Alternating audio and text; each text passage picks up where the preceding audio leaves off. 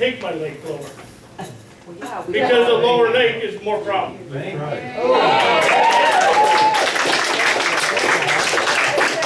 I mean, you folks have the power and the control of the lake. You're the stakeholders. Sorry, you're the stakeholders. You guys are stakeholders. You pay your taxes. Figure it out. Yeah. So Joe, To the board up there? What's that? Okay, so can we just get through a few questions? We've got 20 minutes left on. I want to respect people's agendas. Joe has another.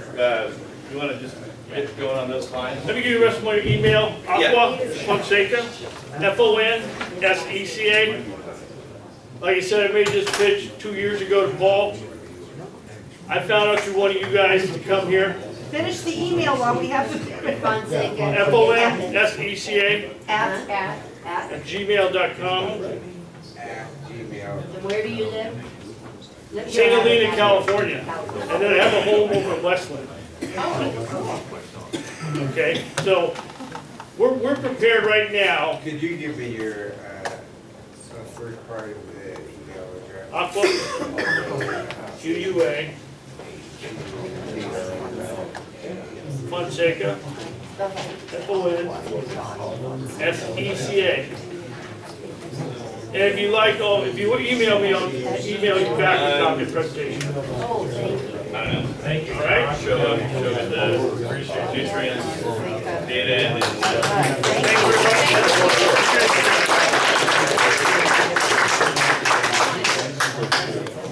you I had a quick question just about the noise level of the pumps on the shoreline. They're all insulated, very minimal.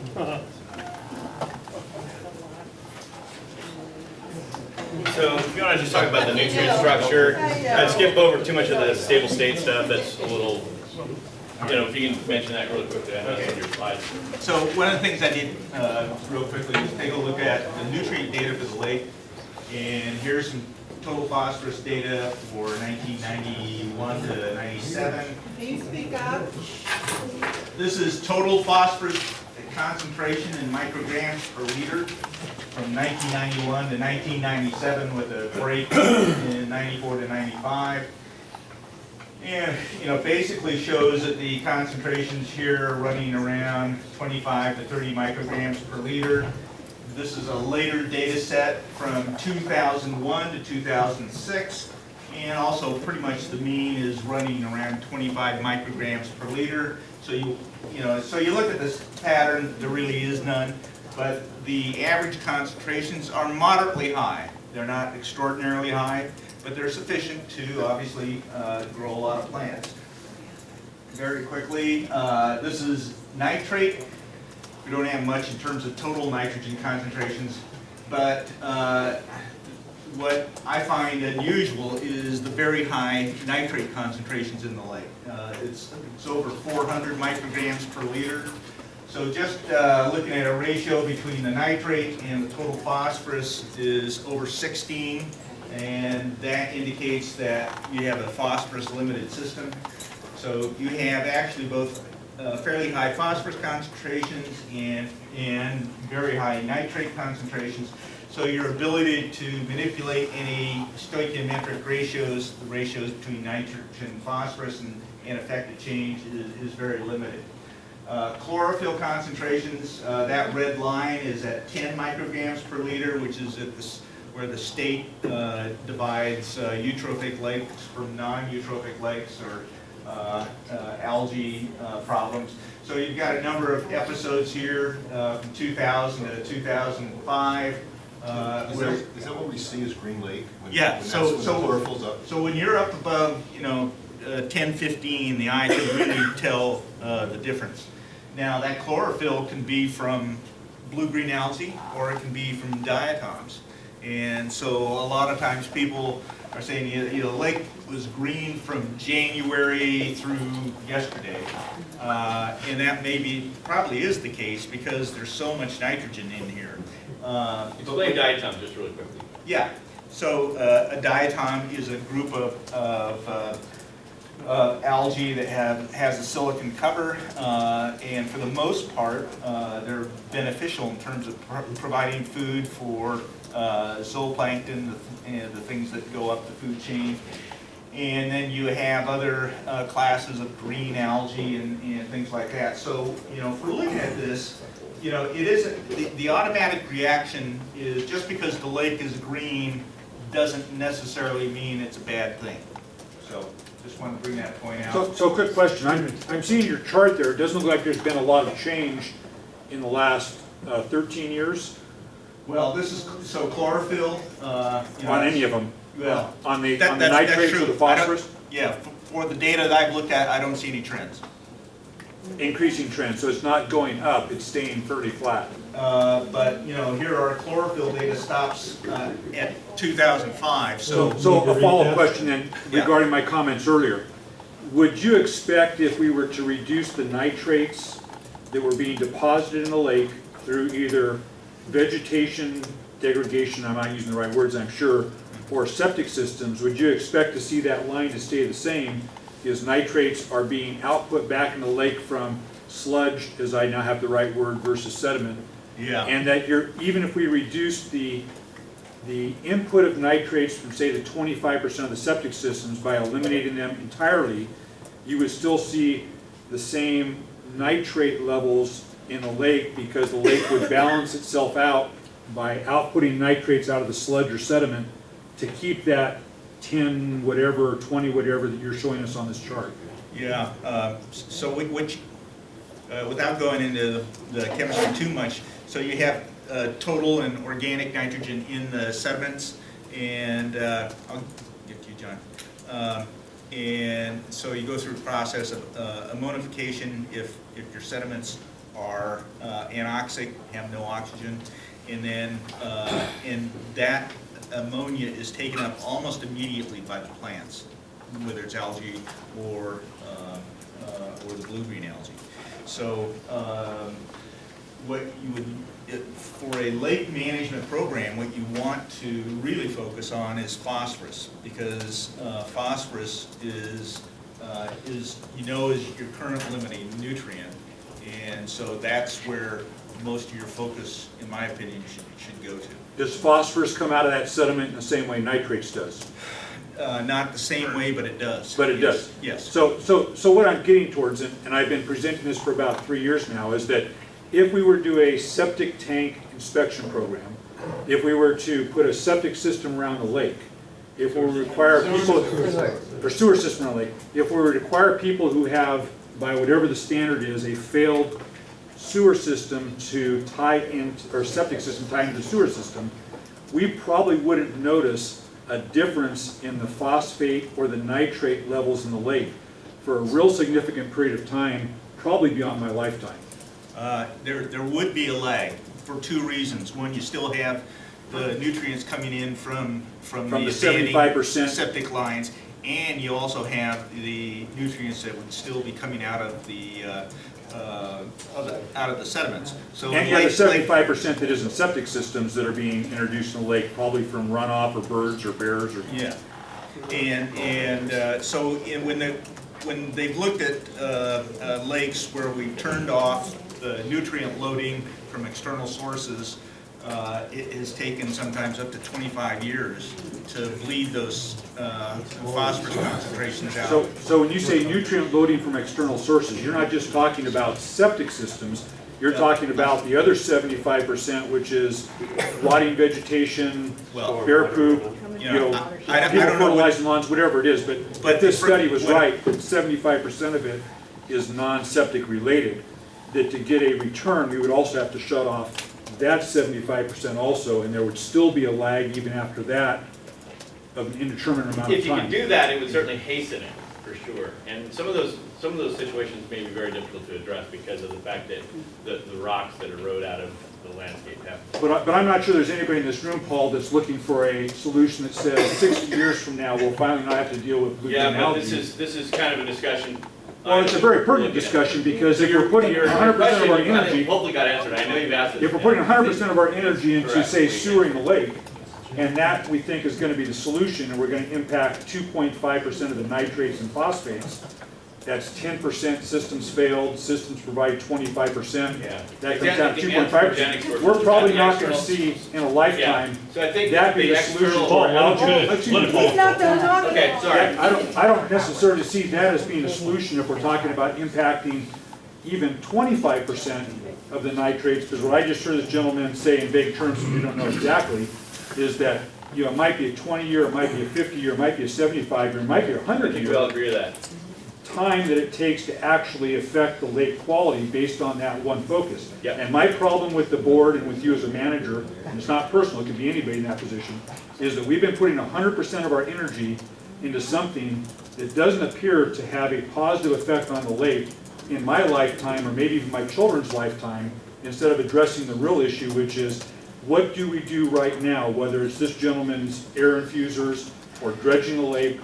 And honestly, I don't think aquatic plants are gonna make that difference in my lifetime or my children's lifetime. And I think people have an expectation that for $300,000 a year in tax money, that a solution that takes less than 50 years or 100 years be presented and looked at. And if that means taxes need to be raised to dredge, that the board comes back and says, we can't solve this with the existing tax money we have, but we're also not willing to solve this in a 50 or 100-year period of time.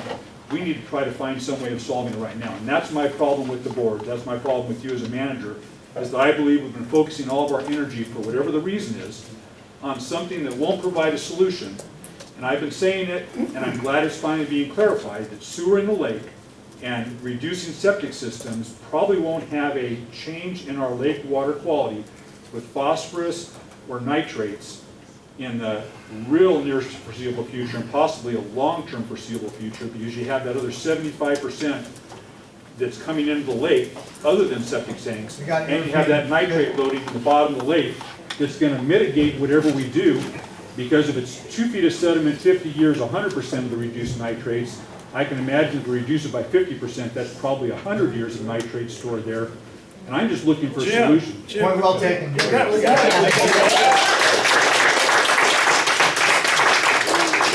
And I'm sorry that you're on the We committee, I know that gotta personally. introduce, we got to solve the long-term nutrient input problem. But this whole, we're here today talking about the short-term solutions. So let's get on with it. That's what we're here From aquatic today. management. Short-term. Thank you. I just have one question. Why is all this data dated 2006? I just got one question. It's 2006. Some of the worst algae blooms were in the last 2 years. Where's some data we can look at? I mean, I'm not a rocket scientist. I don't have an MBA. I know you have to put your name on this data here as of 2006, but it seems to me, you guys have been going south for the last 5 years, and that data isn't even up there. Don't look at me.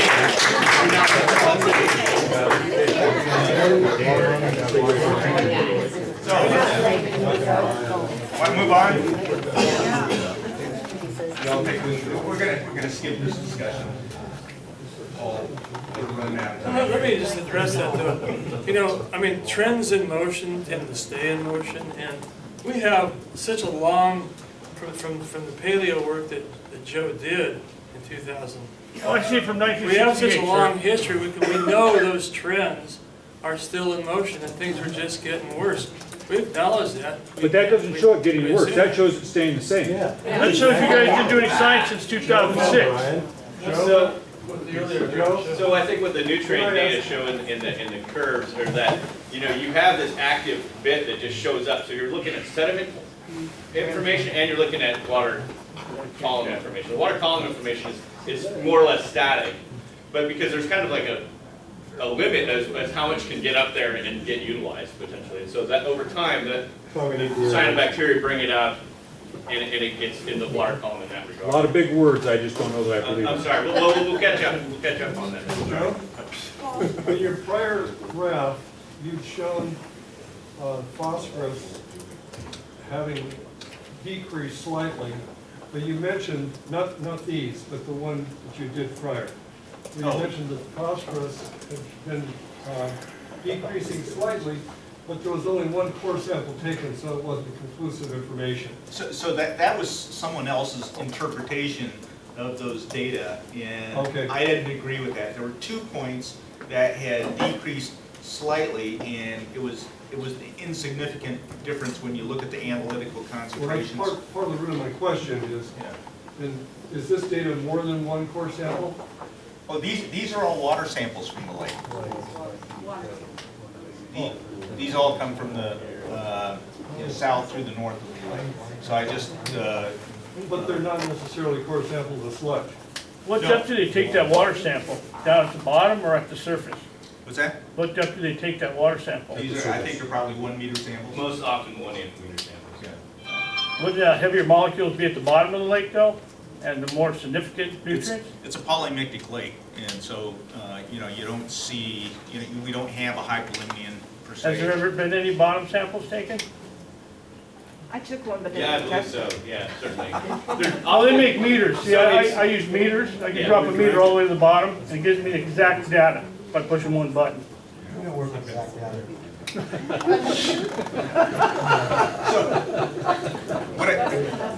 When we talk about managing the lake and the weeds and the algae, I just wanted to say that because the lake is shallow and light can often penetrate deeply, the natural position for the lake is to have a fairly high percentage of weeds. And so the fact that you're having algae problems now is because the energy has been put in the form of grass carp to remove the competition from the weeds and allow the blue-greens to grow. And so it's a very difficult task if you want to manage for some weeds and to reduce the blue-greens and increase the diversity of habitat. But that's one of the things we're working with the board on. And so Paul mentioned that we, How are we working on that? so I heard you say working with the board. How are Yes. you working with the board on I'm that? just saying that right now. And so what we did was, in September, we actually did a quantitative survey using hydroacoustics, looking for the macrophytes, so we could follow the progression and have some data. So this was from September, and you can see if we actually had some weeds in there, they would appear as orange or yellow. And so we only have about 1.3% of the lake right now with measurable aquatic weeds. So is your solution to make our lake weeded again so we won't have algae? My recommendation to the board is to try return to a more balanced situation with a higher percentage of aquatic weeds, and somewhere in the neighborhood of 10 to 20% as an initial starting point. How do you keep that balance at 10 to 20? So what the idea is to do an incremental low stocking rate, much lower, like on the order of 1% of what historically was done. And then use this new tool now, which is a relatively inexpensive way to map out lakes and look at the weeds quantitatively.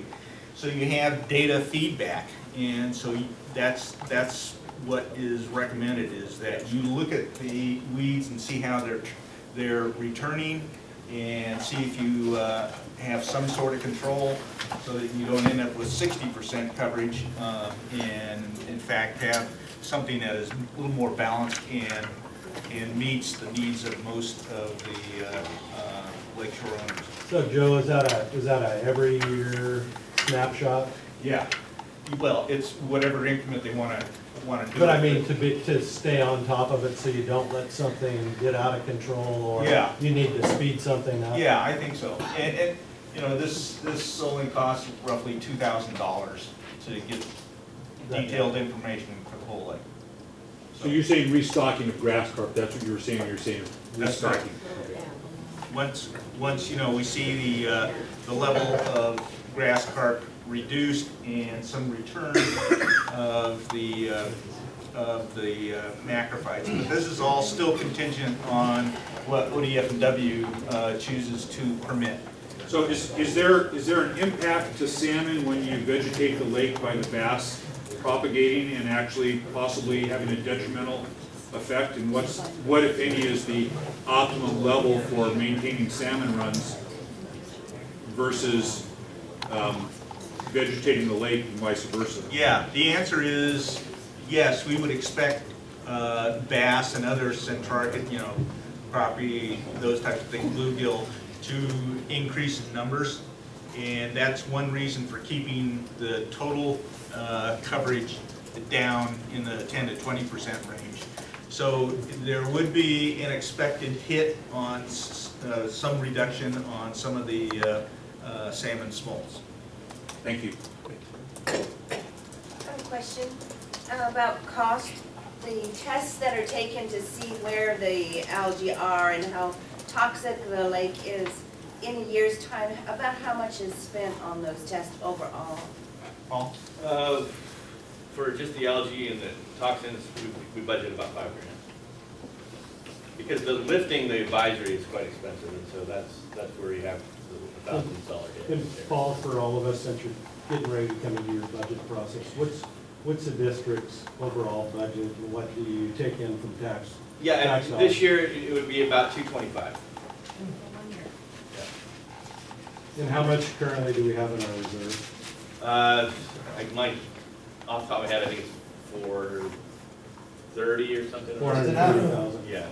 Thank you. So, question in that 225, does that include your salary? Yeah, absolutely. Yeah, It's it out includes there, rent, so- includes everything. The budget, the old budgets are all available online. Yeah. You can take a look at And what was last year? Because I know this year we had an increase. it. 205 was last year, I think. So that $5,000, Paul, but you said, thought I heard you say 5,000, part of that's in the notification and lifting and That's posting the and things like. analysis. So that's not just the testing, That's the test. that's, we spent $5,000 on That's just what the we testing. budgeted last year, yeah. Thank you. I realize we're running late on time, and this is kind of a conclusion of just what I've heard today, but is it possible to combine what you two gentlemen have talked about and maybe do the aeration in those two north forks that are really bad, and from about the hospital down, let natural hydrology work? Because I can tell you that as of Sunday, looking at the lake, and I can see the entire lake, there was a bright line from the hospital across, and the lake was blue. And from there north, the lake was green. And so that tells me that, whatever natural hydrology was occurring from there south is working. But it's the North Forks that need some help, and that's what I was thinking, Joe, when you were showing Rock Creek. It's like, wow, wouldn't it be nice if we could pump that up to the north of the lake, and that would resolve everything. If we had a creek at the north of the lake, we're good to go. But is that something the board would consider, is doing a hybrid of those? Is that possible? Does that work together? Does it not? Is it? Well, essentially, as I understand it, the district already is embarked on a number of parallel paths for different treatments. And to answer your question directly about could you use aeration with any of these other techniques? Absolutely. The nice thing about aeration is you aren't applying any chemicals. Right. And it's reversible, and you can do a pilot study and without committing to a whole lake treatment. So And we could add them if necessary. If for some reason our phosphates went out of control one year, we could put in more aeration. Yeah, absolutely. Usually on a lake this size, typically what they do is it's an incremental installation. We'll take the worst case scenario, we'll put a system in there, we'll do an analysis, a sludge analysis, we'll do complete collections. One lake we showed you, we took over 250 samples out of there, to a baseline of what the condition of the lake was. We had a microbial process to meet that standard, and we brought that lake in complete compliance within 12 months. I agree with John on just about everything except his science. So one other follow-up question is part of, if we're. I'm in the field, he's at a desk. If we're getting ready to wrap this up. I'm looking at the 75% of nitrates or phosphates or things like that that are introduced into the lake other than septic tanks. And so, Paul, I'd like you to answer a question I asked you about a week ago. If we know the levels of sewage in gallons or any other method that the city has dumped into the lake directly due to sewer treatment plant spills over even the last 10 years or 20 years? And what is that relative to the percentage that we think that are coming from septic tanks? Because as I understand it, A, nobody really knows how much that is in the Devil's Lake Water Improvement District. B, nobody checked to see how those figures are recorded. And I was told this last week that that figure is based on solids, not based on liquids. And we just had a recent sewage spill that magically coincided with a really big algae bloom a day or two later.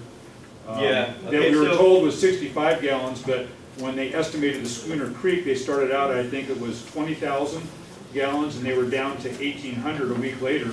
So I'm guessing the margin of error with estimating how much sewage is lost is about 800%. So I'm not really too comfortable with reporting on how much sewage is if there's a margin of error plus or minus 800%. So the city has to file any spills to DEQ. So if you're really interested with what that, Do you know what that the is? city has, I don't have the volumes in my head. I know the last one was 65 gallons. The previous one that actually hit the lake would have been, I think, 1997. So that's the last. And How big that was that whole one road. estimated? I wasn't here in 1997. So we're not keeping records of how much sewage the city No, but is. the city is and DEQ do. So I would really think if we're interested, managing the we lake, can- that'd be really important to know where that source is After coming that. from. And also for people that are not aware of it, prior to, I think it was 1960 something, the lake was in fact the septic treatment plant for the city of Lincoln City. Yeah, we started with that today. So, yeah. so we got those nitrates that are also in those phosphates. Yep. Yep, 100 years of degradation. I've got a couple non-agenda questions. And just mostly clarification. We were talking about 85% of the lake is being armored and 15% of it isn't.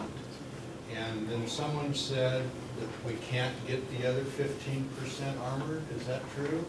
It's mostly in public lands, and the state's not going to build armor against in front of in their wetlands. And, Okay. you know, I mean, that's a lot of the bulk of it. A lot of the private is armored or had been armored.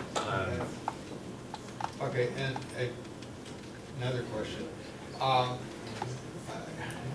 Is the dam interfering with the cycling of the lake? As I understand it is not at the moment, because the boards are out, right? Right, so the dam can flush just fine? Is that what It appears to be. okay. I don't think it does appear to be. You can walk across the Dee River from one side to the other side and not get deeper than your knees. And it's backed up to the Union Social Club. And that wasn't historically the way it was in the 50s when Carlton's Marina existed. There was a fast food restaurant on the north side of the lake, and swimming lessons were given there to swim across the channel from one side to the Carlton's Marina and back. Paul, you want to speak to the history? So, you know, we've got this cement sill there, and Joe alluded to it in one of the slides. That's where the fish structure that held the grass carp were built upon in 1980s. Okay, so when the grass carp were put in, they put this big thing of cement about 8 feet below the surface, or at 8 feet sea level, which is assumingly was below the surface level in the summer. Nobody really proved that out long term, but assumingly at 8 feet, the water was still going over it in the summertime. Assumingly that's why they picked 8 feet. That thing was built for the grass carp. They put this fence up. It wasn't a dam, it was a fence, to keep grass carp from going out to the ocean. So over time, that thing would get destroyed almost every winter because the logs would come rolling in from the ocean. Two-ton logs smack that fence, it's a metal fence, but it went down and would be damaged. And so the district petitioned Fish and Wildlife to allow us to not have to have that fish control structure there, because the carp, if it were to go out to sea, would die. And so it was really a containment thing, and it didn't really need to be there. They agreed. Henceforth, in 1997, the district got its water permit, and it was built, this dam that we were all talking about was built on that cement structure. So the cement structure, being at 8 feet, becomes the kind of the fixed point, right? So sand and debris, logs or whatever, that wash across and into that, up the Dee River and across the dam, they'll flush out until they hit that 8-foot sill, right? So there is a lot of sand that's on the other side of that. Now, Why did they apply for a dam, a water right? Why did they apply to? the request was for recreation and for, to try to deepen the lake from basically 8 feet to 9.5 feet for aquatic weed management, which that's just not anywhere near deep enough to manage aquatic weed. So I guess my question is, and if you're not, I mean, if you don't know, that's fine, I'm just trying to understand. Maybe it's, I can't ask, you can't answer in yes or no, but I would think it's important for the lake to be able to flush. Is that dam a factor? Is it something we need to worry about, or is it not? If you move the cement. Let him answer. Yeah. We hear you all the time. Why don't you let him answer? Well, Joe. thanks, Joe, I hear you too, appreciate the comment, Yeah. but yeah. Thank you. You know, You haven't heard this. so I don't know historically what the base was there, and so if this concrete sill has raised the base, then yeah, that's an issue. If it just is right at or near the historic base, which is my understanding is the case, then it should not present any problems in terms of management or water quality. Okay, and then a couple more real quick. We have the layer of sediment on the bottom that's very nutrient rich, and even if there's nothing ever put in there, it takes over time for those nutrients to work their way out. If there is vegetation growing on that sediment as we get more vegetation in, will that increase the recycling rate? Will those nutrients come out of that sediment faster than if you let them recycle alone? Good question, and the answer is probably yes. So the aquatic weeds will preferentially use the nutrients in the sediment rather than the water column. And so they will be pulling the nutrients out of that sediment. So a follow-up question, and I don't mean to dominate. So one person that was talking to me said, why don't you let the vegetation back on the bottom and then simply mow it, understanding that you're actually helping them. But as you mow it, you're actually taking the nutrients out of the bottom, and if you pull the weeds that you mow and get them out of the lake, then you're reducing that nutrient load that's in that sediment. Does that have any merit? No, it does. It's perfectly correct. You're increasing the export rate of the nutrients because you're gonna go dump those weeds somewhere. Paul has looked at the costs in pretty substantial detail on using weed harvesting. And what's the latest number? Boy, I didn't bring those in here today because we weren't talking about vegetation harvesting. Yeah. But, boy, cost you $250,000 to get the machine here. You probably need 2 or 3 of those. So there's a, $500,000 to $750,000 investment potentially. Start with one, you can see where you can get, obviously. It gets expensive fast because you got to run those. When I say we need 3 of them to keep up with the vegetation growth, which is just going to keep coming up, you got to run those all summer long. So it was not the $100,000 level. It was in the million. We can get those together. So that's a machine that you would use instead of fish. But we got one. Yeah. One last question, and I will just, The that's machine's my last $30,000. question, sorry. But when we were, there's a lot of contention regarding 6 inches of water. And watching what you put up there, it said one thing, but then listening to you talk, you seem to change your opinion a little bit. I guess I'm looking for that extra 6 inches of water as far as the impact on the environmental health of the lake. Is that going to impact the wetlands negatively, and is it going to increase erosion negatively? So a six inch fluctuation is not huge. What you would be looking for to reestablish wetlands, if that's your objective, is a more normal, larger swing. So that 6 inch fluctuation is probably helpful for establishing vegetation, but not optimal. So there's some benefit from a small fluctuation. In terms of the additional dilution that 6 inches provides, it's probably inconsequential.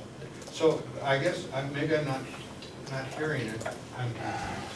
Is that extra 6 inches or that additional 6 inches, if the board were to say, here's the 6 inches, is that going to hurt the wetlands, and is it going to increase erosion? You probably couldn't measure the effect on the wetlands, and if you stayed within the 9 to 9.5 feet, I can't see where that is going to alter the erosion. Okay, thank you.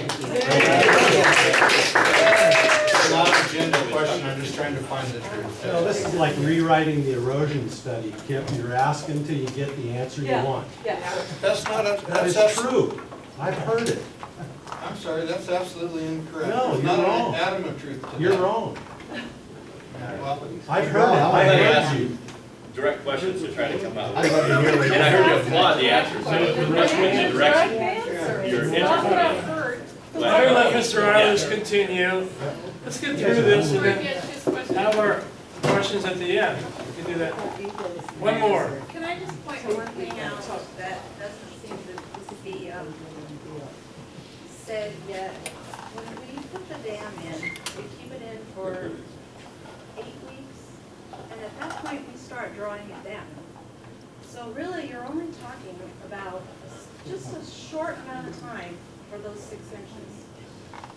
Once we start drawing it down, it goes back down to 8.6 or thereabouts by the time the recreation part of the lake is over. So really, it's not that we're holding all this water for this huge amount of time to accomplish what most people want to do, which is to recreate and have that water level higher. And to keep the water cooler. There's so many different things that we're not looking at, that things are just getting said that people don't know. So in reality, we're only retaining that water for a short period of time. And then we're starting to draw it down because of the evaporation. So just so you know, just saying.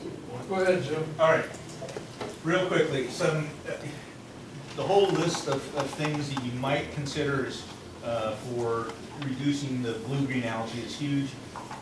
Try to restrict it to just some of the issues that have been talked about recently. So one, let the grass carp die out. Well, that's happening anyway. And so you can just let that go and not apply for a permit, and you will have aquatic weeds back in a very short order of time. And they will compete with blue-green algae. Now, I don't want to give the impression that just because you get the weeds back, you're going to eliminate the blue-green algae. Because if we go back to the McHugh study in 1972, the lake had, when it still had a lot of macrophytes, aquatic weeds, it also had a lot of blue-green algae. So it's not a total solution, but it does provide some compensation. You can add, you inactivate the phosphorus with alum, do an alum treatment, and probably the cost you're looking at here for Devil's Lake is probably somewhere in the neighborhood of 2 to 3 million. And that would We don't know how long it will last. It will probably last at least several years, maybe longer. John? When you introduce the alum, are you essentially just flocking it to drop it to the bottom? So you have two objectives. One, you're trying to take the phosphorus out of the water column, and you're also trying to seal the bottom. Okay, are you flocking it then? You're binding it and then dropping it to the bottom? Yes. It's essentially, aren't you doing nothing? You're just putting it on the bottom? I'm not saying I'm advocating any one of these. I'm No, just trying to but list. that's my argument against it. Yeah, Okay. It doesn't have necessarily a long-term effect for such a shallow lake like Devil's Lake. And it's high, very costly. As someone mentioned before, if we could just pipe, John mentioned, just pipe the water around from Rock Creek up to the north end and let it go, or as I suggest, steal the Salmon River and route it in there. That would eliminate a lot of your problems, but you're not going to do that. What's the alum do to the fish? If you dose it appropriately, they'll do fine. You have to make sure that in the dosing that you also add equal amounts of aluminum carbonate so that you neutralize that. So would you need a permit from the state? Oh, yeah. Absolutely. Yeah. Oh, yeah. So, You're essentially binding everything, so if you get it wrong, you'll clog all the gills of all the fish and you'll have a massive kill. So what's it do to people? I think let's get realistic here.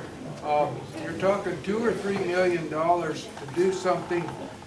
Where are we gonna get that to begin with? So let's forget talking about stuff that doesn't have a chance to work. Can you speak to barley straw at all? That's cheap. It's cheap, and there's relatively little evidence that it can work at this scale.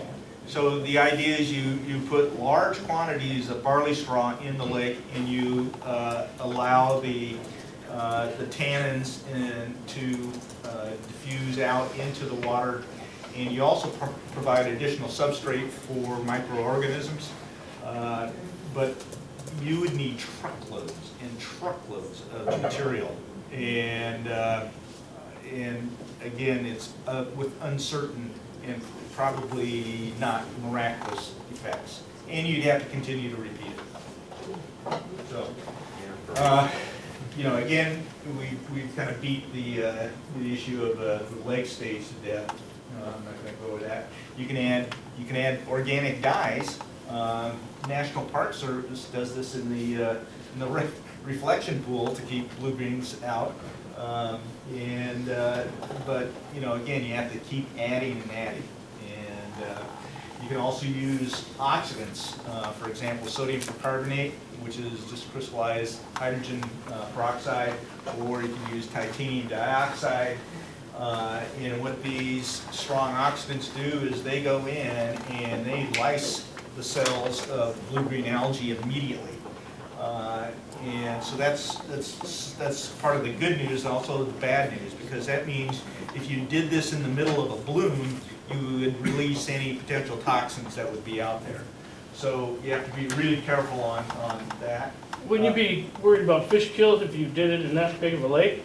Because as the algae dies, it straps the oxygen and kills the big fish? Again, you measure things and figure out how much you're going to add, and most of the dosing for this has been worked out. And it's such a shallow lake, it's difficult to imagine that you. We use the product, what we find is we have a lot of proteins come to the surface when we're using that. Yeah. And John spoke about the aeration for circulation, a lot of benefits to it. The largest review ever done on aeration for the benefit of lakes and reservoirs was actually done by the Australians, and they found that aeration was roughly 60 to 65% effective.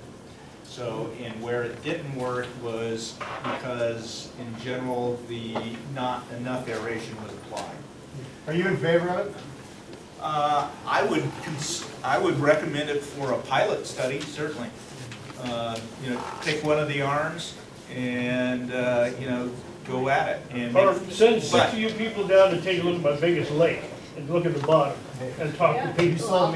You know, but, Napa Valley, you know, if you do a pilot study of any sort, you know, make sure that you do monitoring. Make sure that you do monitoring along with it so that you have a quantitative basis for evaluating whether it was effective or not. And then you can make a, you know, an informed decision whether you want to move forward or not. But, you know, I really strongly disagree with John's recommendation of adding bacteria. You've got plenty of black bacteria in the sediments of any lake, and once you add oxygen, you're going to get your facultative anaerobes, and they're going to do fine. Would grass carp be necessary to offset some of the growth you get from natural plants? As part of this plan, if you aerated, because what I heard is that if you aerated, it increased the oxygen content, you would increase plant growth, and if the goal is to keep the lake recreational as well as, you know, being environmental. The aeration is going to have very little effect on the aquatic weed growth. But it works good with the grass carp. Grass carp and aeration work great because the grass carp are your maintenance guys. You know. They're the guys who can keep all the fauna in check. So if you're really adventuresome, you could put in silver carp, which is a carp that's used in Asia that actually eats algae. And, but yeah, I mean, your chances of getting that approved by ODFW after the grass carp adventure is slim. We've got enough carp. On the long-term side, and Hey, could you, what's the decreased residence time? Could you explain that one? so yeah, so that was the idea of use the maximum change in lake stage that you have available, and then bring the lake down so that you reduce it. Okay. But, you know, as I'm pointing out, that can be really effective in lakes where you can reduce it by 50%. But we don't have it. But you don't have that much freeboard to do that. Thanks for covering that. Okay. So long term, you know, I can understand why everyone is thinking about short-term fixes because you see a problem out there. But I really have to commend the board for thinking about some long-term solutions. And, you know, That's their job. well, yeah, but they're getting beat up because They're getting paid for it. yeah. Board's getting paid for it. Whoa, whoa, whoa. They're putting a lot of Some volunteer. of the boards get paid for that. I'm getting paid for Yeah, it. it doesn't matter. He doesn't have salary? He does, but he's not the board. Okay. Yeah. So you know that the septic systems are providing some nutrient input, and I can see there's significant uncertainty about how much that is, and maybe you want to reduce that uncertainty with some more numbers. Are the septic systems feeding nutrients in the lake, even the ones that are working, or do they have to Yes. fail? Yeah. The concept of, you know, my septic system is working fine, so I'm not causing the problem. It fails to realize that you're not seeing the problem because the water has to flow downhill into the lake. And these soils tend to get saturated in 10 to 15 years with nutrients. So if you've been operating a septic system for, beyond that length of time, you can almost be guaranteed that that system is contributing to the nutrient load in the lake. But once again, the study we have from 78 says 25%. The LID that we formed, You know, Sure. The LID that we formed had 60 lots. 30 of those lots have homes on them. 27 of those, they're all on septic, obviously. 27 of those systems are over 30 years old. All the literature tells you is that the useful life of a septic system is 20 to 30 years. Is that under normal household use? 90% of the homes in this LID, and I think this, I don't know why this isn't typical of the whole lake, exceeding the useful life. What about vacation homes? That You don't know, get the used- statistics may say that this is a useful life for that. The vacation home that gets maybe 1/10 the use in the septic, does that last longer? Okay, so let's say that half of those are vacation homes. You still got, what, at 15, 90% of those, so you got 13 homes that are, that exceed. I think the answer to I Shaq's think it's more like question 75. is like, if you put something in the ground, that's where the degradation's happening to the system. So if it's in the ground for 25 years, regardless if you're using it, the loading might not be as bad, for sure, that could change. But as far as the system holding up, you're still in the ground for 25 years. So Well, the useful life is limited by the saturation of the ground. Use more, Literature shorter is life, that- use less, longer life. So why isn't the county sanitation involved in that? Because DEQ doesn't recognize it as a problem. Frankly, you know, the enforcement system is based on complaints. Owners don't complain about their systems unless they get to the point where, you know, it's percolating up. Well, let's be honest, And it DEQ stinks only so sees a bad. failed system as a system that's Stinks so perfect bad to the that top they of the don't- road. But They don't, they've That's got true, to do actually. something. I'll address that. I met with DEQ and the new volunteer, so DEQ tried to get a mandatory inspection program done for the coastal zone.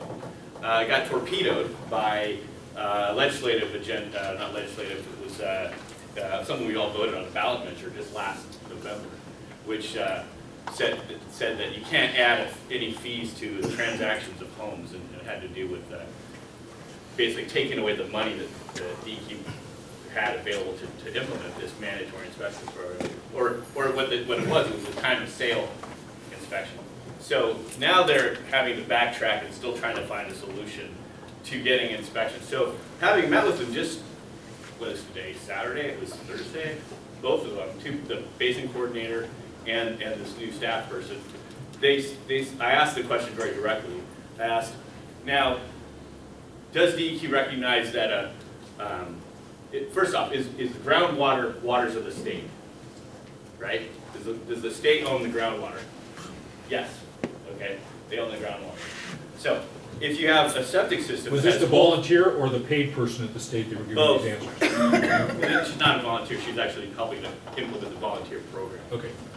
So, so then the second question was, if you have holes in the tank and it goes to groundwater, is that polluting the groundwater? And the answer is yes. So the state may have historically just been looking at what's oozing out the top, as you suggest, Well, but that's not actually how it actually. But once again, Paul, you're using the word polluting the groundwater, and you're saying all septic tanks pollute the groundwater. So I'm not saying that it may not, in your terminology, pollute the groundwater. I'm saying that they don't recognize it as a failed system. So when I say failed system, I'm talking about the only way DEQ says there's a failed system is if sewage is visible on the surface of the ground. Now, if you're using the terminology, does DEQ consider a system to affect groundwater with nitrates? Yes, all septic systems do. So by that standard, all septic systems would have failed because they all impact groundwater. What I stated was through the failed tank, which if you open up the tank. But they don't you see- recognize a tank that you see the leaks holes as in the being a tank, failed tank. And it's going down Paul, to the groundwater. Paul, I'll ask you a Are direct question. Does DEQ, impacting the water does quality DEQ of the consider, groundwater? And the answer is yes. does DEQ consider a tank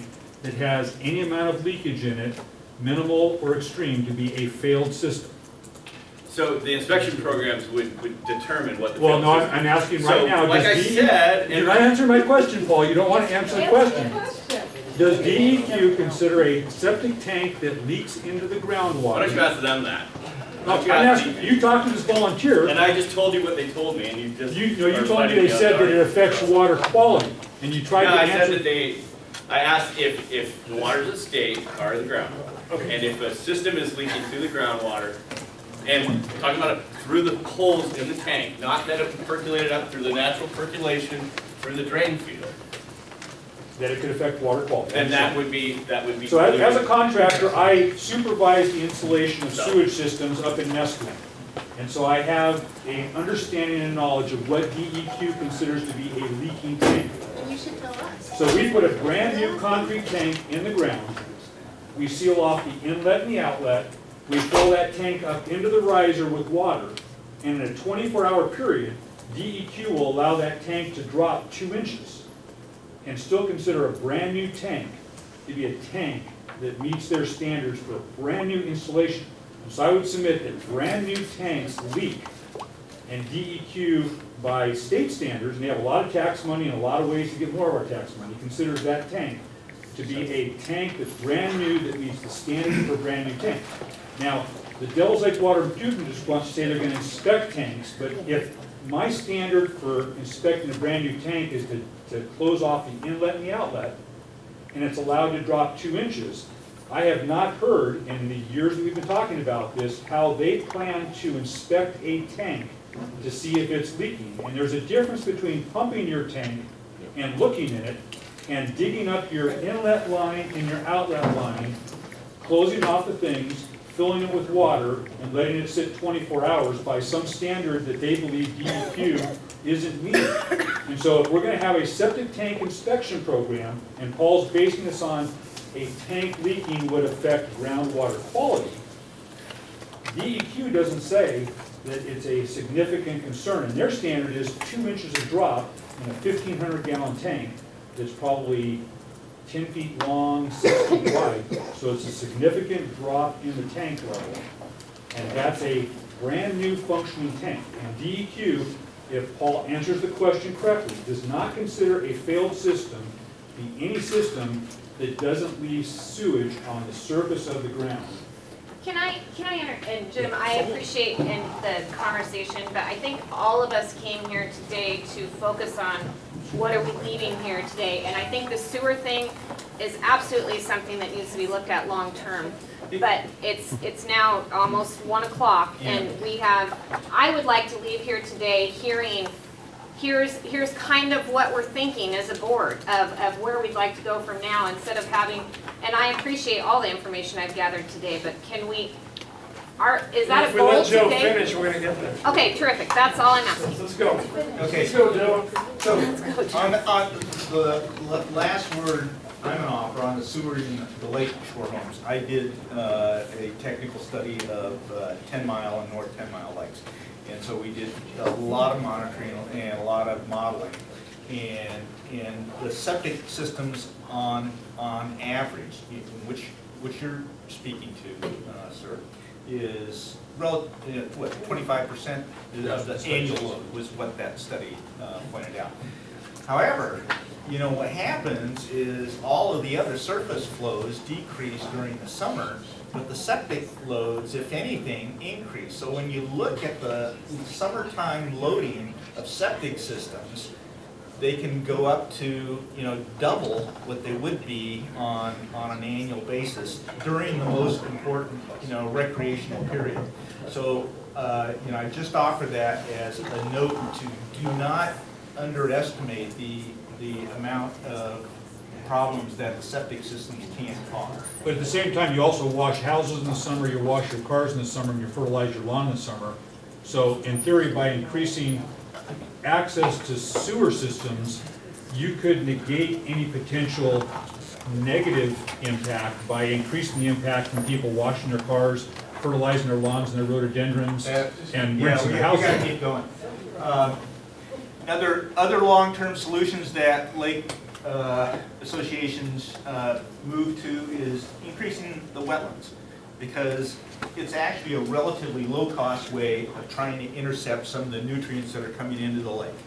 And if you go to a septic control system or not, at least, you know, if those wetlands can provide a significant buffer as they intercept nitrogen and phosphorus. And that kind of leads into the other long-term area you could consider is, you know, your storm drains. And so I was asking the district this last week, well, where's the map of storm drains into the lake?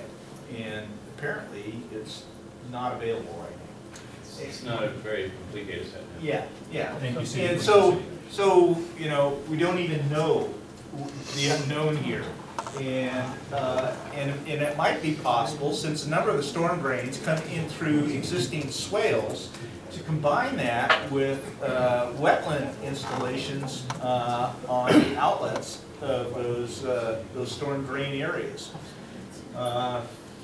And then a number of things that many lake districts have gone to trying to eliminate or reduce, fertilizer applications in the watershed. Very simple to do. And if you're willing to, accept that your lawn isn't going to look like a Scott, lawn off the golf course. Or move to other vegetation that doesn't require the fertilizer. And then that also leads into trying to restore those shorelines for lakeshore owners who wish to voluntarily cooperate with some of those programs. So, I encourage you to think short-term, but don't forget the long-term. Otherwise, the next generations are still going to be considering those long-term issues. And Because of the discussion, what's so significant to the septic, YSI makes a gauge that you can put into different areas where you suspect these kinds of intrusions that are wireless. How come you people haven't adopted that kind of a situation where you do a little bit more detailed scientific discovery of where your intrusions are coming from? Good question. And this is all wireless technology. You can get it transmitted to your computer. there's a lot to do, and in the defense of the district, I just identify the source of the problem. $400,000 for a bank. And, so we're about the phosphorus. I think we kind of covered it out. But anyway, your options, and so I just want to make sure you didn't forget the lake sediment. John, was good to bring that up. Is, options are cover it with alum or phosphlock, remove it with dredging, and let it bleed out. And a lot of people think that dredging is a solution to removing the nutrient load in the sediment, but it has a very poor history of success. And the reason is because you still have a lot of the sediment remaining behind. You never can afford to dredge out your system down to bedrock. And so it's not something I would encourage. So those nutrients exist in more than just the top 2 feet of the sediment, as in 50 years of Oh, nitrogen in the top yeah. 2 feet. So one of the things you're going to hear from various contractors or whatever is that, you've got 50 years worth of nutrients in your sediments here, so we have to, you really have to deal with that. Well, I can go to the most oligotrophic lake and make that same statement. And the point is that you just Oligotrophic being a good lake. Excuse me. Yeah, a nice clear. You could go to Lake Tahoe and you could make the same identical statement about all of the nutrients that are in that system, but it's well oxygenated and most of that stays where it is. I think you might inject here about the effect too of, John will like this, of aeration on the sediment bottom, what occurs as the microbes get active. So, John, correct? I can answer this question. Sure, go ahead, John. We have a scientific study that we did, and we do this on every lake we take on. Before we do anything, because the sediment is out of sight, we do a bench study, okay? We find the condition of the lake first. We do a sludge analysis. We take many points throughout the whole lake. If we do start treating with aeration, we go back semi-annually and annually and recheck those nutrient loads. Thus, we can make a presentation back to a lake board or the people or the stakeholders saying, hey, we've degraded 6 inches in 1 year. We have scientific studies from where we put aeration in and converted lakes 6 inches a year of sediment with active aeration 24/7 and good bacteria. So And we have a published study on muddy that. all the time. Yeah, I agree. So the science is there. There is evidence to that effect, and particularly in lakes that are anaerobic, in other words, run out of oxygen in the bottom. That's what you got here. You don't. You have a perfectly aerobic system. It's polymictic. It can't be. Pretty stale. I was just wondering if we're moving sediment off at the bottom of the lake with aeration, would the lake be muddy for lack of a technical term? What happens when you first put a diffuser in? You you're gonna see a column of sediment come to the surface. Hey, that's a great idea because now we've suspended the solid. So thus, introducing an oxygen, a solid, and the natural bacteria in the lake, it can do its job. Much like an athlete who runs 100 yards down a field, what's the first thing he does when he goes to the line? He grabs an oxygen mask, so he can recover to get back out to play. All I'm saying is keep the oxygen level at a significant level in that lake, and things will change within the first minute you put it in the lake. Is that right? What's your answer? What's your answer? Well, you know, I wouldn't promise 6 inches of reduced sediment. Let's do a study, because I guarantee you, if you guys have us do it, we'll make the investment, we'll put a facility on the lake, and we'll monitor it every month. We won't study it from a desk, we'll put a boat in the water, and we'll study it. Okay, but to answer her question, will it be turbid? Will it be muddy? In the beginning it will when it first starts up, Make it and turbid then it'll with it. suck that sludge away, because it'll burrow. It's so thick, it'll burrow, and then it'll create a perimeter around it, and it'll keep that constant upflow. But after about a day, no more turbidity. We had 9 months of sludge, so love Here. So we already have a map of the reflectivity of the sediment, which tells us how hard and how soft it is. And so, I mean, you already have a baseline, and you know, you could go ahead with. What do those colors represent, Joe? They reflect how hard or fast that return echogram comes off of the sediments.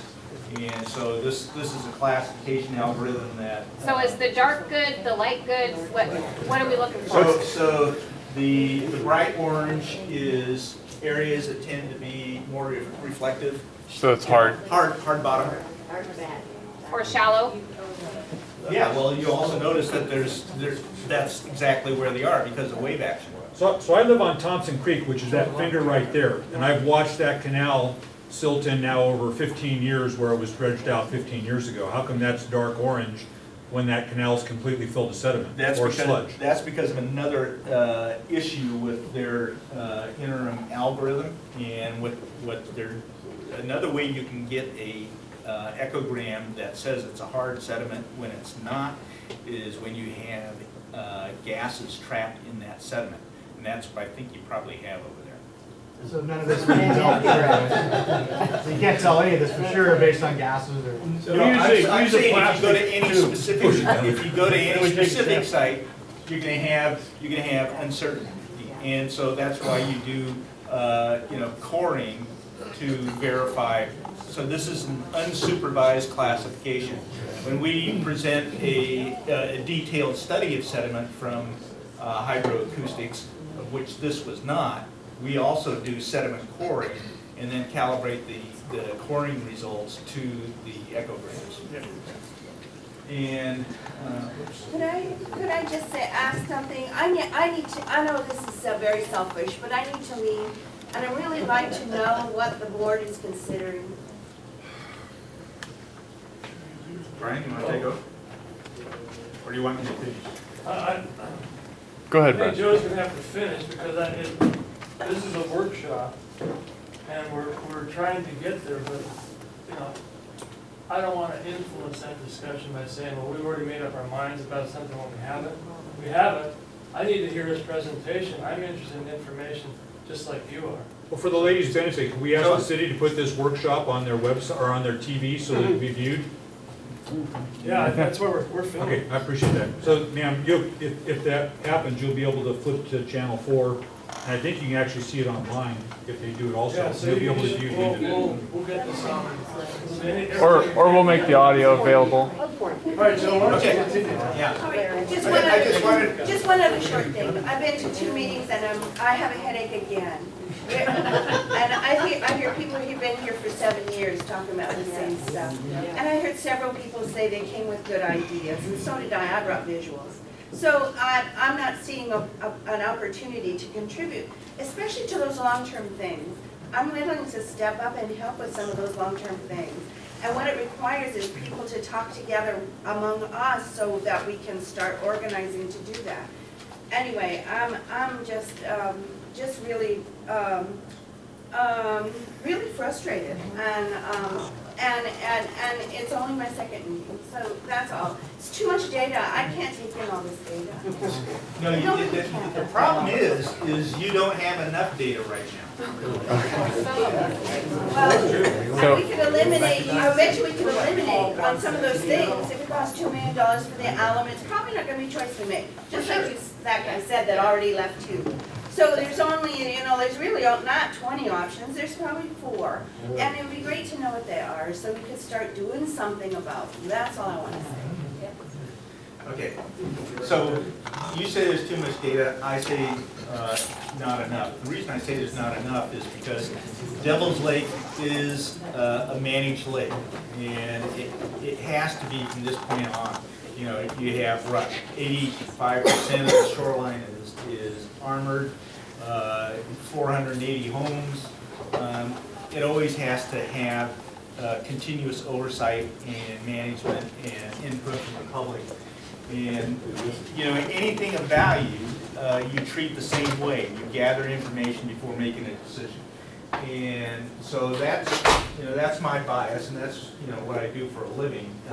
But there are very specific areas where I would recommend to the board that work could be done. One would be on a nutrient and water budget, and monitoring the inflows and outflows. The instrumentation now has improved to the point, and the costs have come down, that these are doable things to do where 10, 15 years ago they were not, and they would be beyond the budgets of many people. But I think now it's something to consider.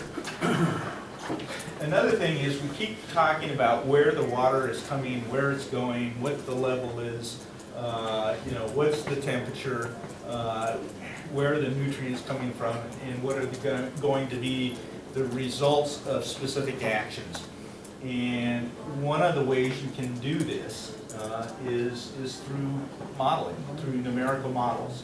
And we do this a lot to evaluate various alternatives. There's a bunch of other companies that can do similar things. And the reason many of us work for hydropower companies is because that's what they do, is they want to optimize water in the reservoir or optimize water downstream or both. And the only way to run through a whole set of scenarios cheaply is, or relatively cheaply, is with numerical models. And that's open to Joe, do you have costs affixed to any of this stuff? Yeah, a detailed nutrient hydrological budget for 1 year for Devil's Lake, considering the equipment that the district would probably have to buy, somewhere in the neighborhood of $50,000. And so it's not something you'd have to do on a continuous basis year after year, but you might say, we're going to budget for this 2 years down the road, and then we're going to develop a 5-year plan, and every 5 years come back and see what we're seeing, and continue to add that to the data stream, so that you can not only see where you are, but where you're going and how effective your measures have been, so that when you're standing up front of a group of you, you can definitely say, hey, things are getting better, or they're not changing a darn thing. And so there's less of this hand waving going on. And that's what I'm doing up here. I'm doing a lot of hand waving. So, I'm gonna get this to go.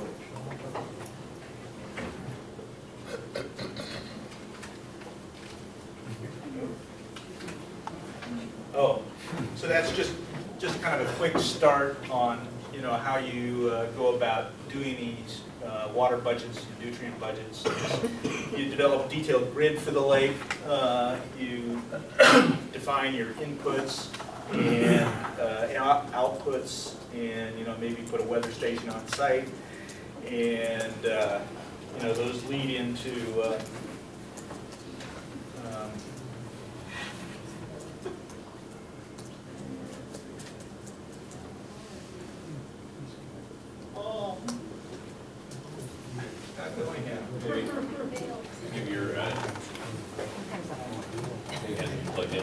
a little animation of his work on Adele where it shows the lake. Yeah, so, you know, our firm could do this. Huh? Oh, no, that's just a series of Google images. Why did that one didn't come on? This animation isn't working either, Paul. You want to just plug in your thing again and see what will run off of there? So what the things I would recommend to the board and the public to go back. That was the animation, which was about a few slides. You want to try it? Yeah, go back to the other one. There we go. Hit that one.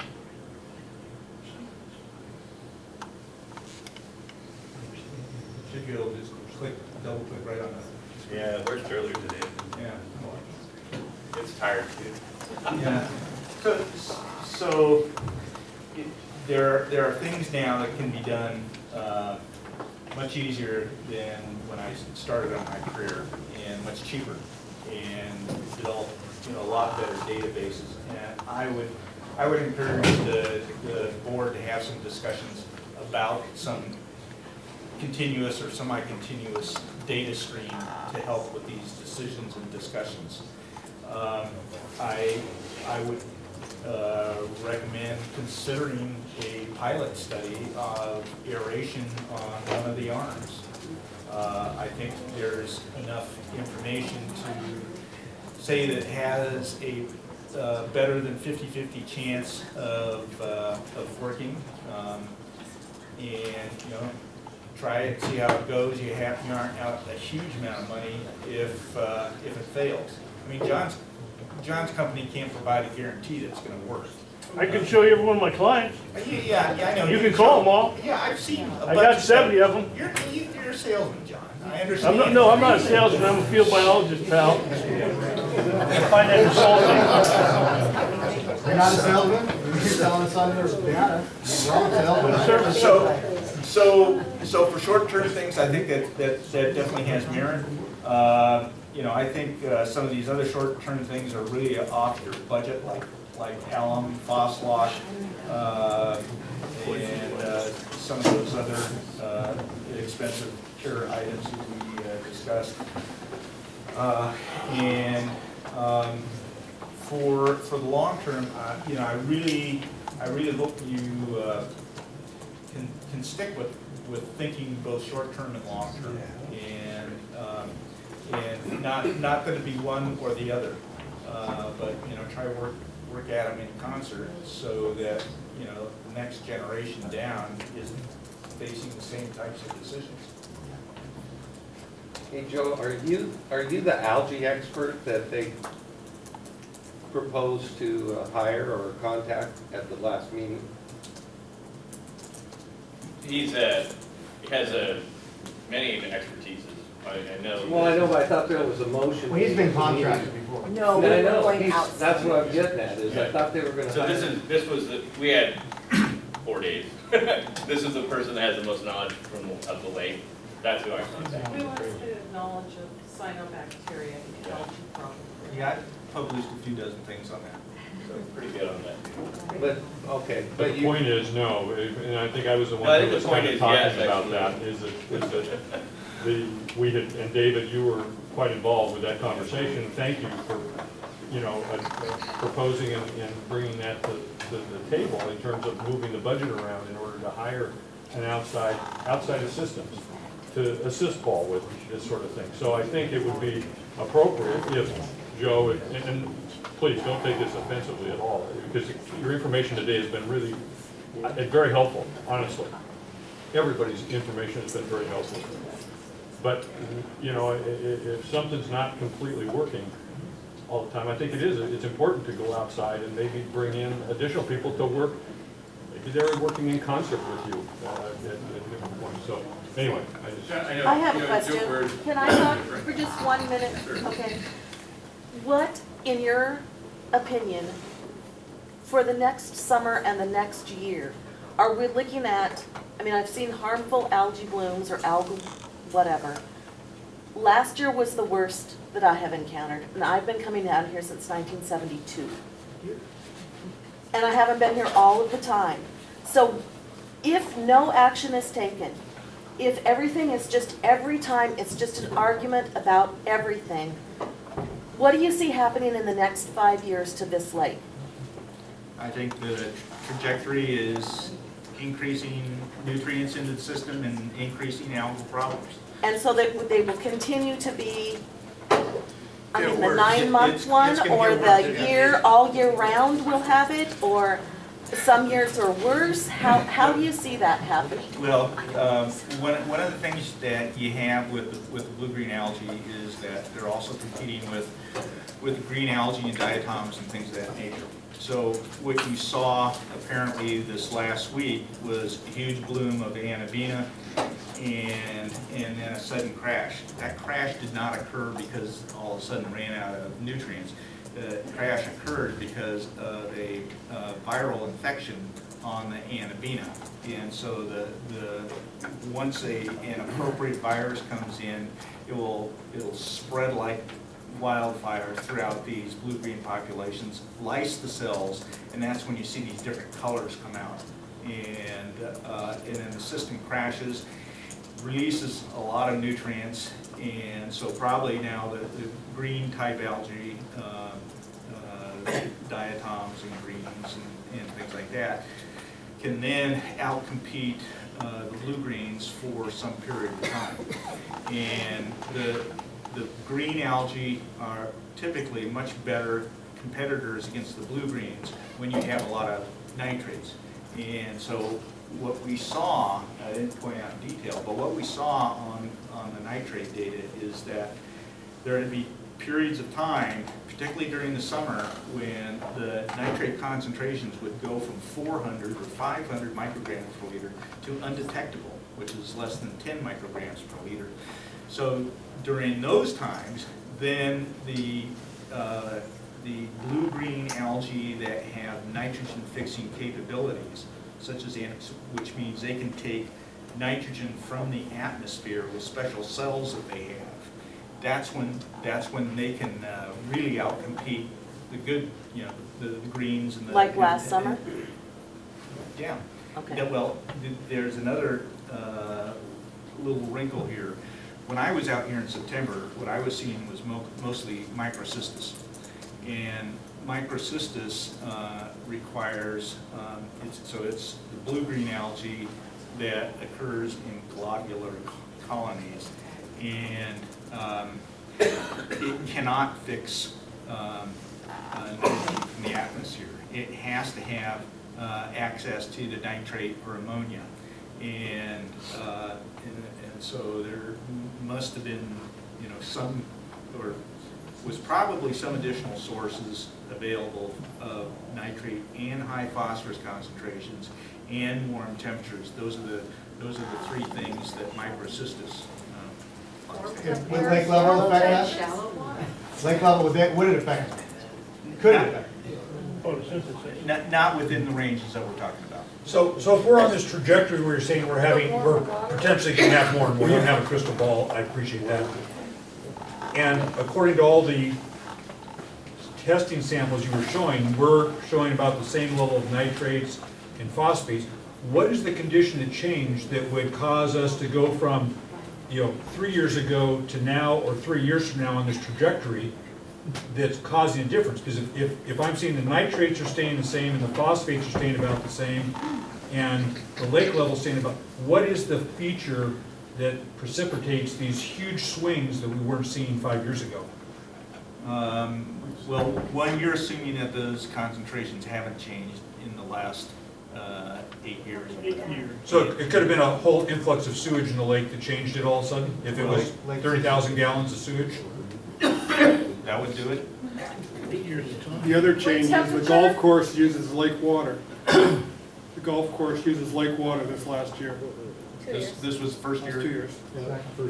And water temperature, what about water temperature? Would that make it? So water temperature will favor different types of blue-green algae. So it will favor the microcystis. That green stuff that we Yeah. saw all summer long. Yeah. Yeah.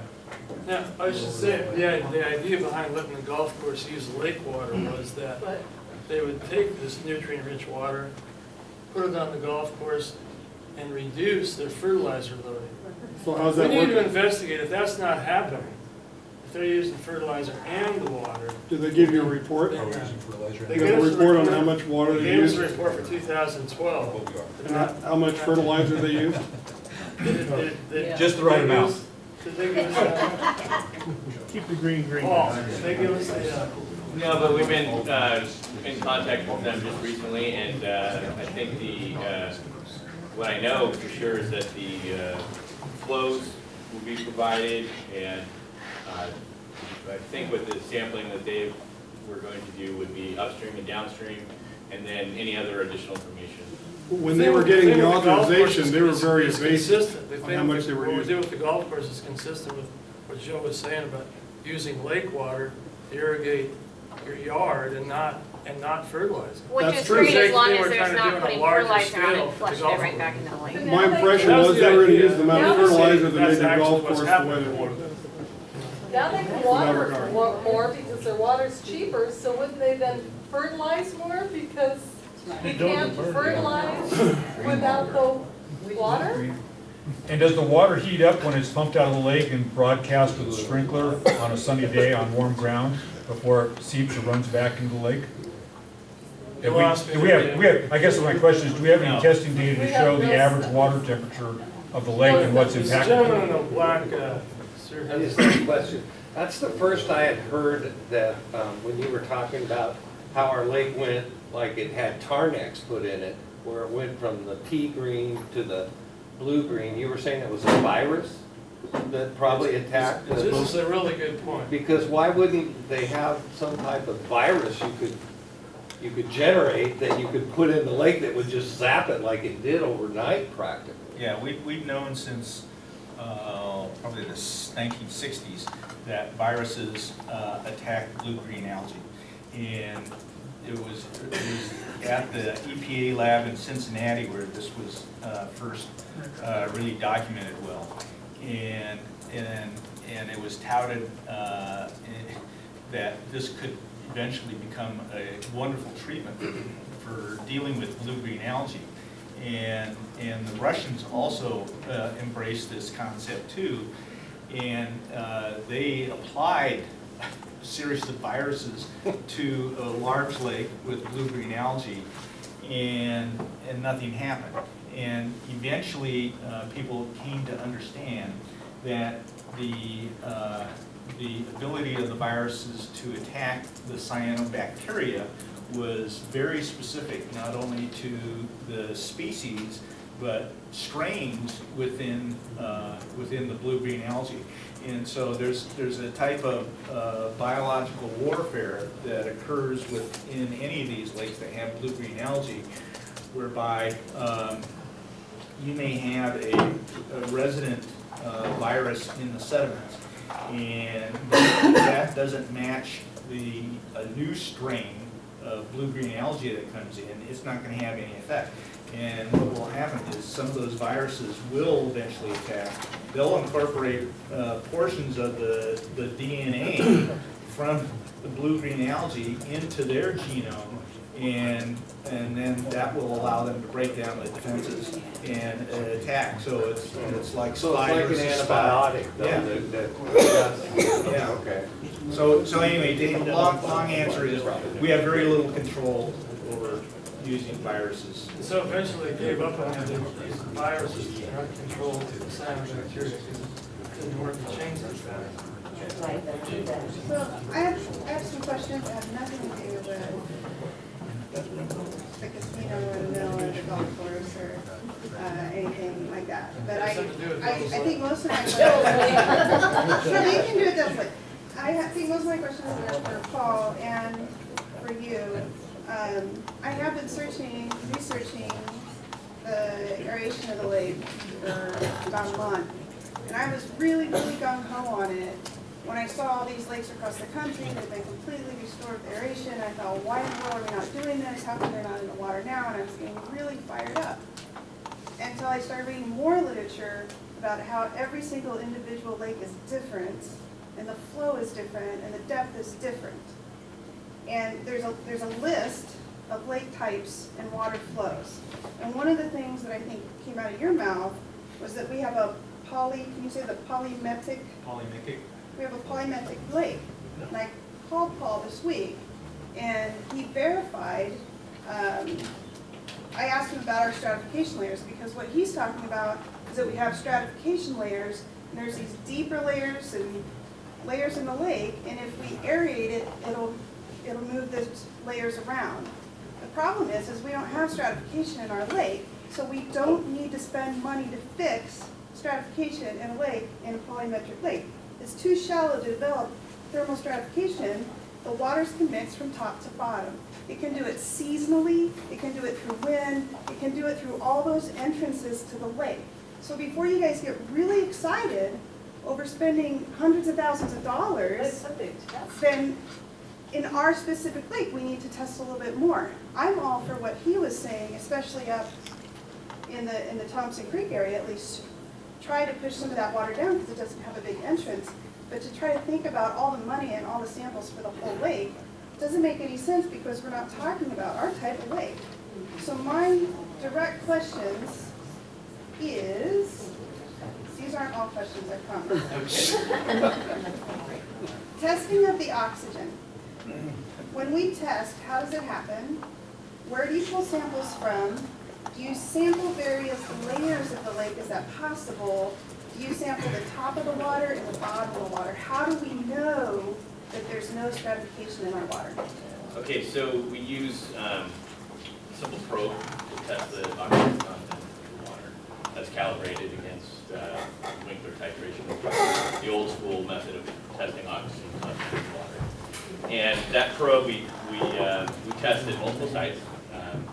Test out in the middle of the lake, top to bottom. We test out at regatta grounds, on the shoreline, Holmes Road, East Double State Park. All of those same sample sites that we have the bacteria analysis for, we do water quality as well, the temperature, pH, connectivity, dissolved oxygen. This is just new on my radar. So when we get those tests, the test results back on the website, we can see, okay, well, the bottom layer is this much oxygen and the top layer is this much oxygen. Typically what you have with Devil's Lake, and I mean, I No, showed just that, yes or no, do we get those results? Can we see those? you can see them, yeah. Okay, so I mean, that's. they're not right on the website, but I we think can we're all see them. tired of data, I just, yes or no? Do you give us the samples for the bottom layer and the top layer? We can go It's to not the something we website put and on the see it. website, but we have it. Okay, I wanna see it. Okay. I think we It's need to see it. Saturation typically, all the way to the bottom, you hit that muck layer, it goes to 0. Okay. That's like every sample, up until this last balloon crash, the oxygen at the bottom got depleted so much by the rotting cyanobacteria that the oxygen throughout the whole lake was depleted So that significantly. kind of changes my question. If the bottom layer of the lake is at 0, Yeah, then the sediment interface, yeah. don't we have the, I can't say these words, but I understand what they mean, the hypolimnium is the bottom layer of the lake? Is it, is it no. oxygen? So hypolimnion is when you have a stratified lake. You have an epilimnia, like the top layer, the thermocline in the middle, and then the hypolimnion, the low. And so, What's the oxygen level there? well, it's really not. We don't really have a hypolimnion. What we have is basically a complete epilimnion because we don't have that barrier. The hypolimnion often reacts very differently, and that's why, oxygenation or. So it's back to not being stratified. Yeah, it's not stratified typically at all. Okay, It that's doesn't good stratify. for my question. The temperature, like when you take the temperature, and I think you answered this earlier, I'm assuming where you take it is all your little points. At what depth? And again, are we testing top and bottom? Because when I look on the website, I see like our water is 52 degrees or 78 degrees. Where is it 78 degrees and at what depth? So the data set that we have collected for us is collected by Sexton, VX Sexton Construction. They collect at the D River, right, getting it on. So that data set is what we have kind of the long-term data set. When we go out in the field and collect it at those regular intervals, we're collecting it.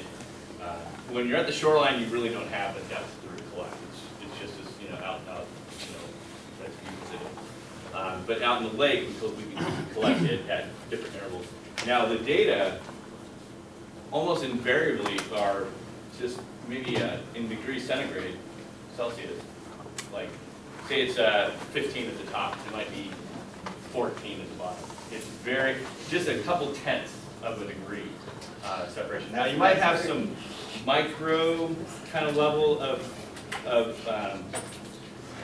stratification, but things slightly don't churn as much. But So do you have data that shows that, Paul? yes.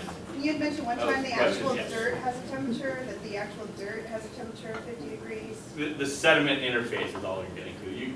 When you get to the bottom, it was like it's just muck. But I mean, as far as the temperature is. Yeah, we could record that. Because we were talking about why it doesn't freeze, and why it doesn't freeze all the way to the Oh, bottom. well, yeah, okay, I remember Around- that conversation. So when you look at the Earth, right, the I have Earth a point, I'm just asking Yeah. for all the facts. before I ask my point. down like even in the Arctic, you go down, I don't know, 12 feet or so. The temperature of the lake of the Earth is about 50 plus degrees. So that's true down here too. So my question is, why are we not concentrating enough, before we just get really excited about hiring a person? I think that everyone in this room and in our town needs to know about the oxygen levels of the lake. They need to know the phosphorus levels of the lake. I'm proposing to the board, I'm begging you guys, whatever it costs, use the 400,000, figure out the phosphorus levels around the lake. All the guessing is driving me crazy. Well, the data reflects back to 2006. I'm not asking you because you're not on the board. So I'm asking the board if we can do the phosphorus data so that we have information. It doesn't, my question isn't, is it 6 up or 6 down? My question is, we're supposed to be improving and maintaining the water quality of the lake. But it doesn't sound like we know what the water quality of the lake is today. And that's my passion, that's why I'm upset. Yeah. And so if we're not monitoring it, I live here 12 months out of the year. My boys are in the water every single day. I'm in the water at least every other day. That is not an exaggeration. I want to know what the water quality of the lake is. Yeah. If it costs money, then we need to find the money and spend the money and do it. The only solution I've really seen short term is trying to find something, and he actually mentioned a product, he's mentioned a product. What can we do to start eating the sludge in the bottom of the lake? How do we start mucking that down? Everything that I've read, paper after paper after paper, my brain is just nuts, has said aeration, lower level aeration, absolutely in bold letters should never be used in an emergency situation in the lake. I feel like even though the water is clear, we're going to have an emergency situation in the lake because there's still algae in the lake, even though there's not toxins, even though it's clear and it's really pretty, there's still those, is there not still the microbes in the lake? We get the right warm conditions, we get into June and July, it's right back, right? Yeah. What do we do short term to start eating the sludge in the bottom of the lake? So I think I detect a little confusion. The recommendation for using aeration in Devil's Lake is not to add oxygen per se, because most of the time it has enough oxygen from top to bottom. The objective would be for increasing circulation, and that circulation helps to make a habitat that is not hospitable for the blue-green algae. But he said out of his own mouth, when we're done with everything, when we're done, everything will want to grow. What are we swapping it for? Aquatic weeds. I think they should know that. All these voters that are all excited should know we're going to swap algae for weeds. You either have algae or you have weeds. That's why we're balance. That's why we're maintaining our And they don't want the application time. to address. And I think you make a really good point, and there, you are going to stimulate aquatic plant growth. You know, that's really. For those who haven't, who weren't back here in the late 60s and early 70s, we had weed growth and an algae bloom. Yeah. So don't think you're gonna, nothing eliminates either one, but the like nice you thing said, is we've that the never gone carp back to were what able you've to done. put that, I understand. We've never gone back to what you've done in the 40s and 50s and 60s with all this sewer. Keep adding, keep adding, keep adding isn't helping it. How do we put something in on the dirt level, even if it's, money isn't the option, what is the solution to start eating to start, I don't know. Actually, I think you make a really good point. Let me ask Joe a follow-up question. I hope takes off on your point. Joe, what, the interplay between developing a better nutrient budget, understanding the hydrology, et cetera, versus your seeming recommendation of a pilot program for aeration. What's the chronology there? Is it both at the same time? Well, my recommendation would be to start with data gathering first. So you have your own baseline data set, then implement the pilot program if that's what you want to do. And so then you have your own basis for comparison, and it's objective, and you're armed with whatever results come out of that. Okay, well, I myself, the board, and all these people here want to try to implement a solution now, ASAP, as soon as possible. So how long is this data collection phase likely to take? I would say if you started in May and take it through November, and then you would have an adequate basis for making, for proceeding with the pilot. A pilot. Well, the other thing is that it doesn't, you're not, maybe from finances you are, but from the standpoint of timing, you really could go ahead with the monitoring and the pilot study at the same time. Because what you could do, let's say you put your pilot study over here in the northwest arm, but you're still collecting data over here that provides a comparative basis for what's going on with aeration here. So you're trading, the space for time, and that would be a reasonable basis for making a comparison. You're saying that in the right arm there, we could rely on that data to be sort of the baseline to the left arm, it would likely be close enough? I think so. I haven't been on the lake as much as you folks. Paul? I'm sorry, I got distracted by it. Sorry. Let's say you want to run a pilot study right now on aeration, and you chose this smaller arm. Is what you've seen in this arm similar enough to what goes on in this arm that you have a basis for comparison? They're fairly similar. The major difference, particularly for a summertime kind of comparison, is the northwest arm, where the marina is, people will know that. The winds there are going to be a lot higher through the summer because the wind's coming straight down and they just really roll straight down here. So it really isn't shallower too. And it is shallower, yeah. And so this is likely to stay more mixed in given the same amount of wind action, because what you have here is this hillside. And so this whole area right here is going to act significantly different than this area. And of course, this area would interact with this area because this area will stay really pretty, mixed. Is there any problem with running the pilot on that finger instead of the west one? It would be an option. Yeah, it's more costly. Yeah. Well, you also have two different fingers impacted by two big different situations. The left finger is impacted by all the runoff and drainage from the golf course, where you're pulling water out and putting water back in. The right finger has a horse barn that has probably 25 or 30 horses that runs down the creek. I could address that. The golf course uses very little water in the summertime. When we do use water, it is nutrient rich. It is. I'm sorry, I should drink. I'm the golf course superintendent. I'm the golf course superintendent. Sorry. It is true we use lake water, and it is nutrient rich. And in the summer months, we use very little fertilizer. And that is all true, and that's part of our agreement. How much is very little? I don't have data right now. It's not that you couldn't gather data. Oh, I have plenty of data. And I also take water samples on one side of the golf course, on the other side of the golf course, well below EPA standards for nitrate and phosphate. Can you tell us how much fertilizer you used before you started taking water? I can't because I wasn't there. I got here in 2011. But you record your data monthly? No, I've taken 2 water samples. 2 water samples. But if there's need for more testing, I certainly will do it.